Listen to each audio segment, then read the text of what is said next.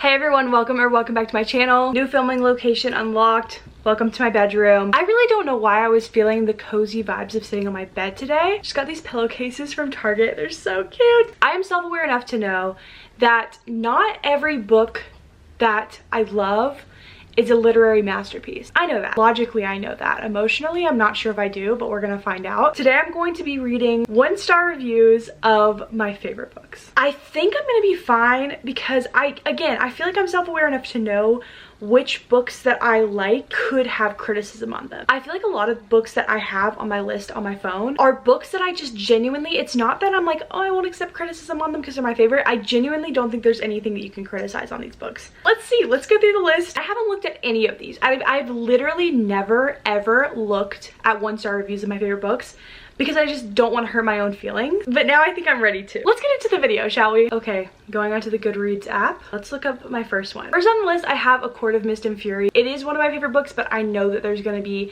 some criticism that I look at that I'm like, yeah.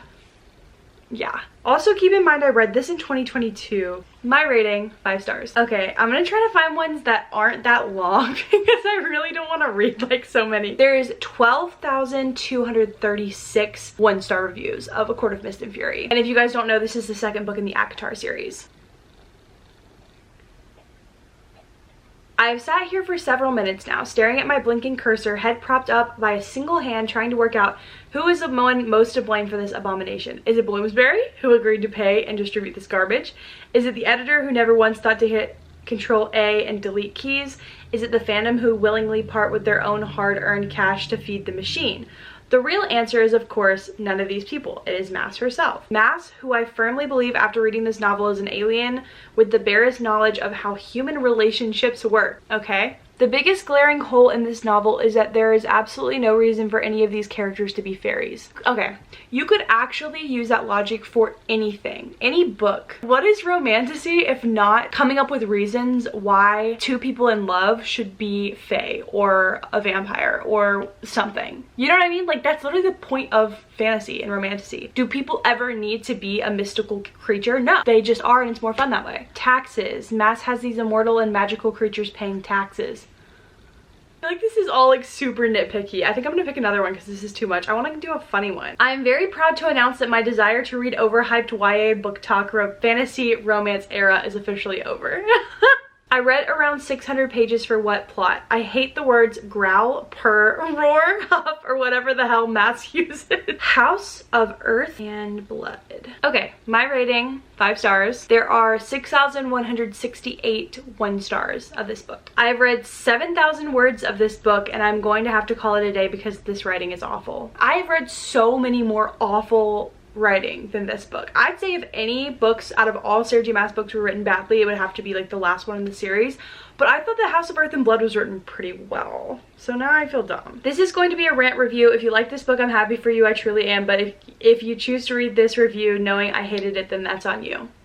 Me. I'd just like to know, in what way was this adult fantasy? Forcing your characters to utter a swear word with a smirk or a growl every other time anyone speaks and describing everyone like a satirical men writing women meme does not an adult novel make. This read like a hormonal teenager's fanfic about 14 different fantasy worlds cobbled together with their new favorite 4-letter word. Like, this is funny. No adult in the history of this godforsaken planet uses the word alcohol unironically or ever. Please make it end. This book took way too long. That's actually fair. It was pretty long and like it really didn't have to be that long, but I chose to persist. When I'm being told to hold out past page 500 to get to the good part, we have a problem.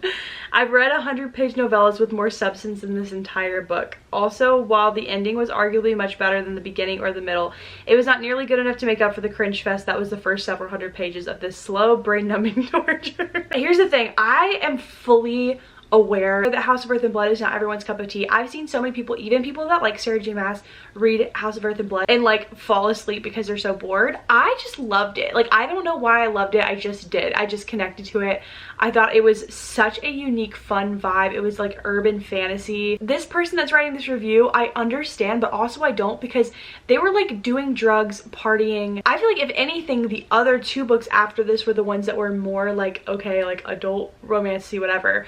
I feel feel like the first one was like very adult to me. Maybe she did curse a little too much. I don't know. I thought that it was good. Okay, we're moving on. Queen of Shadows. What does anybody have bad to say about Queen of Shadows? Like, please tell me. There's 3,457 one-star reviews. I want to unread this book. I can't support an author who destroyed her characters and her series for the sake of a ship. I can't support an author who expects me to believe in the dumb excuses she wrote. For instance, Erebon, the greatest assassin, being careless to the point of getting killed in his sleep. Okay, you know what? That is kind of fair. That is kind of fair. I actually have never thought about that before. But he trusted her a lot, okay? Like, he trusted her. And she'd never tried anything before, I'm assuming. I'm officially done with this series. I will never care for Rowan or Adian or Manon or any of the witches. I barely tolerate Aelin at this point, and when she said Selena was dead, she meant it. Scratch that. I don't tolerate her. I don't even like her.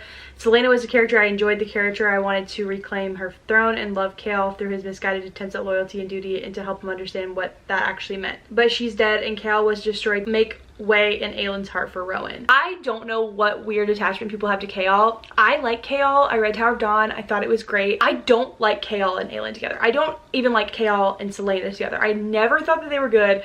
I was so confused why that was happening. I always thought she should be with Dorian.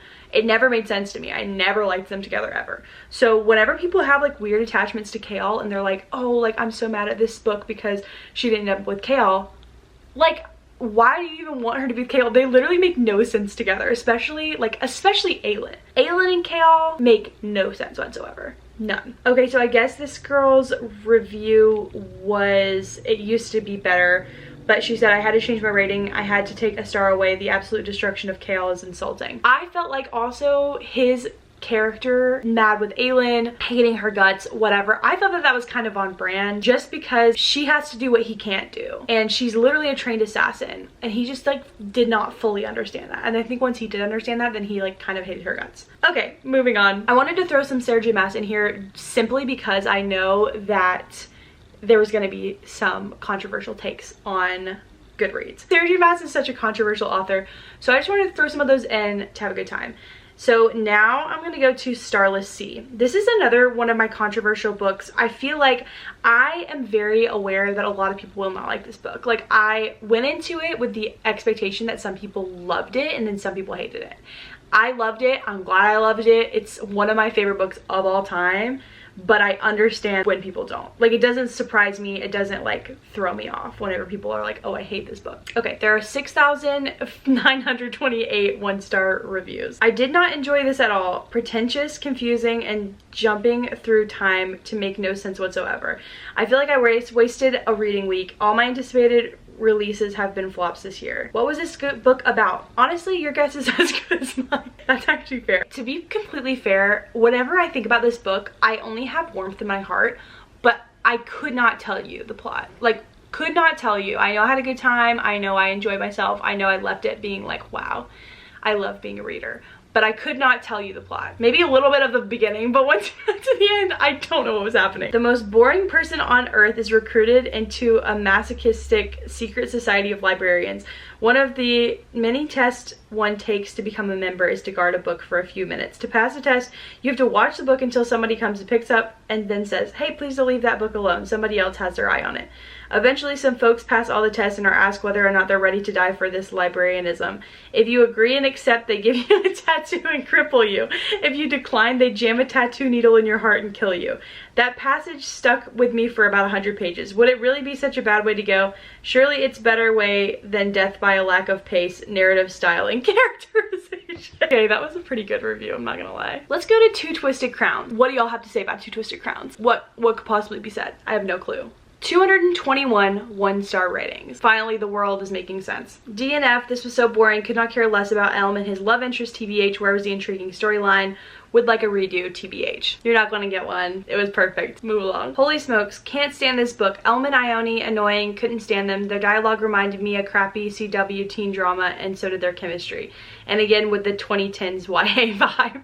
I did not get that vibe, so I'm really sorry that you did, because I think you would have enjoyed it if you could look past that. I didn't really think it was cringy at all. I thought that it was wonderful and beautiful and perfect. Y'all are crazy. There's not any legitimate ones. Like, there's none on here that are like actually substantial because nobody can say anything that bad. Okay, last one I'm gonna do Cruel Prince. I know people have bad things to say because BookTok basically advertised it as being a romance, and it's not a romance, so people went into it thinking that it was, and I think that that ruined it for a lot of people. Let's see what they got to say.